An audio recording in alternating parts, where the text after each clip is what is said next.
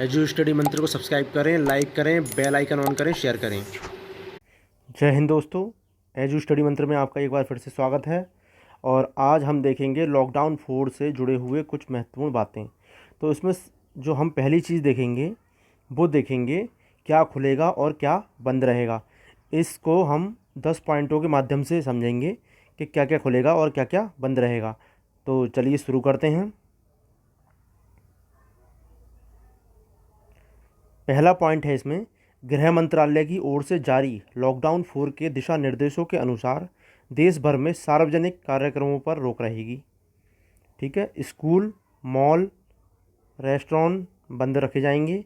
इसके साथ साथ विमान और मेट्रो ट्रेनों का परिचालन भी 31 मई तक बंद रहेगा।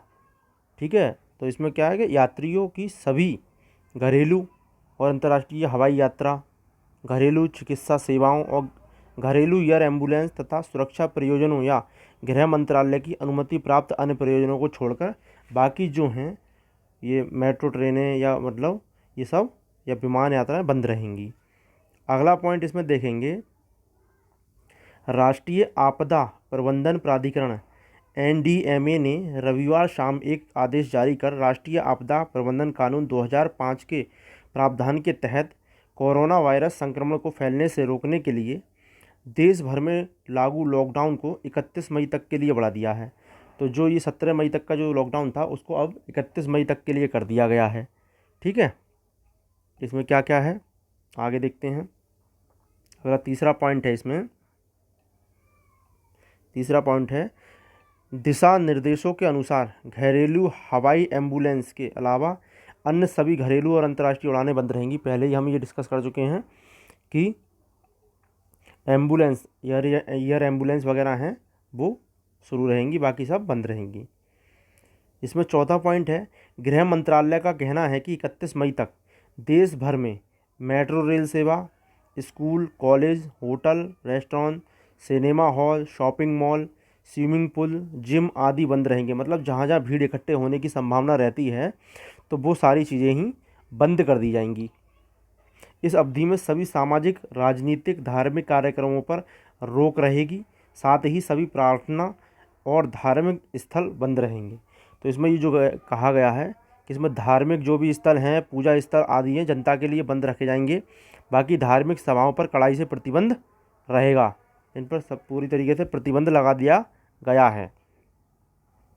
आगे इसमें क्या दिया गया है, गृह मंत्रालय का कहना है कि कोविड-19 लॉकडाउन 4 के दौरान राज्यों की परस्पर सहमति से अंतर्राज्यीय यात्री वाहनों, बस सेवाओं की आवाजाही को अनुमति दी जा सकती है। मतलब अगर एक राज्य दूसरे राज्य से जो परस्पर सहमति मिल जाती है तो उसके लिए आवाजाही के लिए, बस सेवाओं आदि के लिए क्या कहते हैं, चालू किया जा सकता है।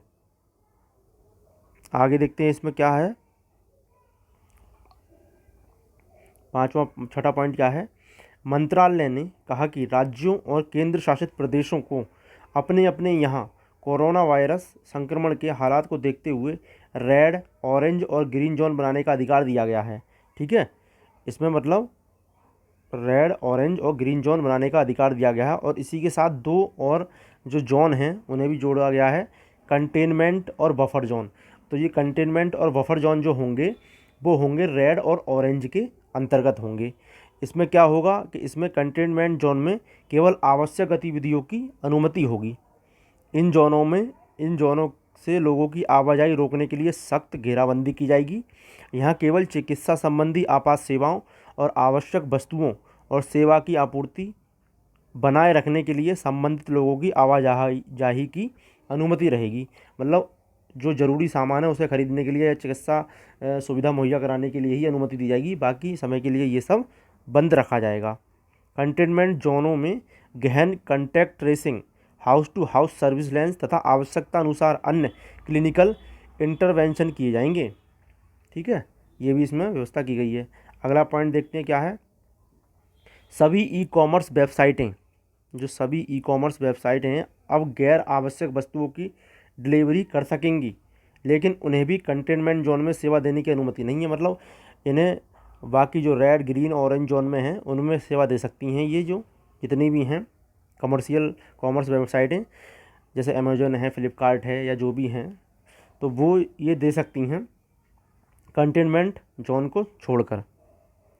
आगे इसमें कहा गया है दिशा निर्देशों के अनुसार लॉकडाउन 4 में कंटेनमेंट जोन में स्थित दुकानों और मॉल के अलावा सोमवार से सभी दुकानों को अलग अलग समय पर खोलने की अनुमति है। मतलब 2 दिन किसी कपड़े की दुकान, 2 दिन किसी और चीज़ की दुकान, 2 दिन किसी और चीज़ की दुकान, इस तरीके से खोलने की अनुमति दी जाएगी, बस कंटेनमेंट जोन में स्थित दुकानों और मॉल के अलावा। जो कंटेनमेंट जो जोन बनाया गया है वो ऐसी जहाँ हॉटस्पॉट पाए गए हैं ऐसी जगह को कंटेनमेंट जोन में तब्दील कर दिया गया है। इसमें अगला पॉइंट है लॉकडाउन 4.0 के दिशा निर्देश अनुसार आवश्यक सेवाओं से इतर अन्य सभी लोगों के लिए शाम 7 बजे से सुबह 7 बजे के बीच देश भर में घरों से बाहर निकलने पर पाबंदी होगी।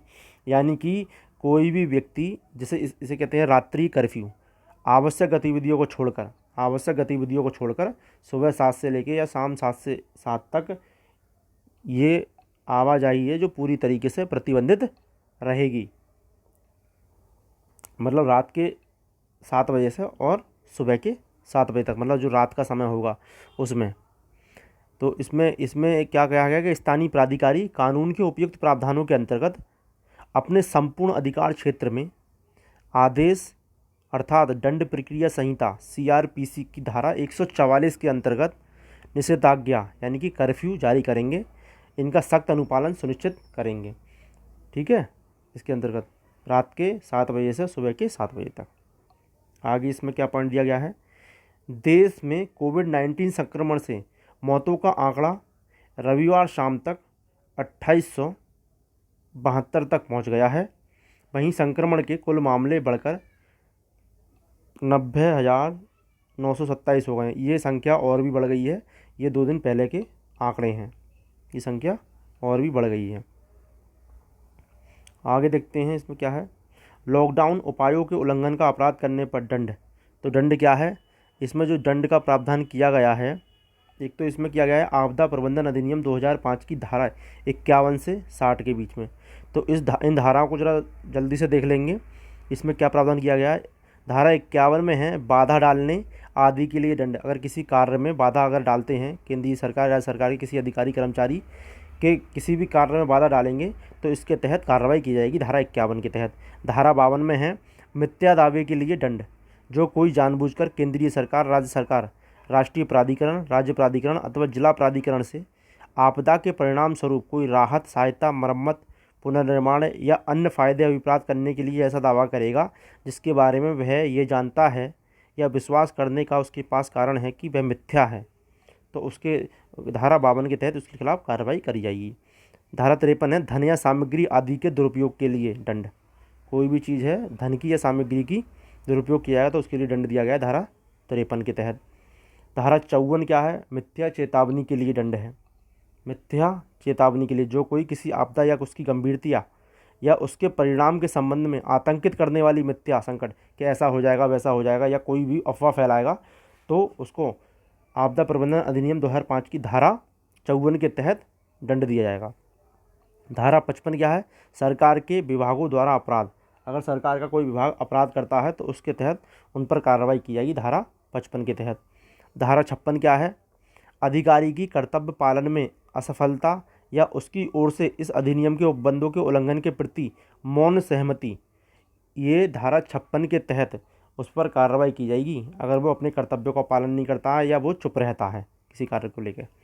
धारा 57 क्या कहती है, अध्यपेक्षा के संबंध में किसी आदेश के उल्लंघन के लिए दंड का प्रावधान किया गया है। ठीक है, तो ये भी लिख दिया गया है। आगे है धारा 58 कंपनियों द्वारा अपराध। अगर कोई भी कंपनी अपराध करती है तो उसको दंड का प्रावधान दिया गया है धारा 58 में। धारा 59 क्या है, अभियोजन के लिए पूर्व मंजूरी। अभियोजन के लिए धारा 55 और 56 के अधीन दंडनीय अपराधों के लिए अभियोजन यथास्थिति केंद्रीय सरकार या राज्य सरकार या ऐसी सरकार द्वारा साधारण या विशेष आदेश द्वारा इस निमित्त प्राधिकृत किसी अधिकारी की पूर्व मंजूरी के बिना संस्थित नहीं किया जाएगा। ठीक है, तो ये धारा 59 थी। धारा 60 क्या है इसकी, तो अपराधों का संज्ञान। कोई भी अदालत इस अधिनियम के अधीन किसी अपराध का संज्ञान निम्नलिखित द्वारा परिवाद की जाने की सिवाय नहीं करेगा।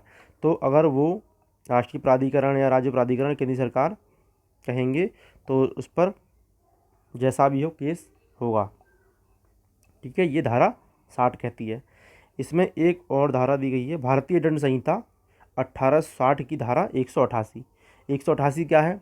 इसमें लोक सेवक द्वारा सम्यक रूप से प्रख्यापित आदेश की अवज्ञा, अगर उनने कोई आदेश पारित किया है तो उस आदेश का उल्लंघन करने पर धारा 188 जो आईपीसी की धारा 188 है उसके तहत कार्रवाई की जाएगी।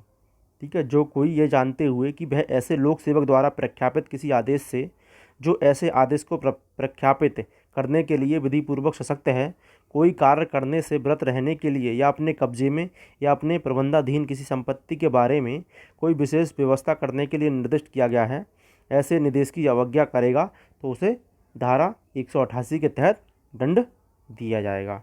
तो दोस्तों ये थे कुछ महत्वपूर्ण 10 पॉइंट लॉकडाउन 4 से संबंधित और इस महामारी के समय में जो कानून दिया गया है उसके तहत क्या क्या दंड दिया जाता है, लॉकडाउन के उपायों के उल्लंघन का अपराध करने पर दंड क्या क्या है।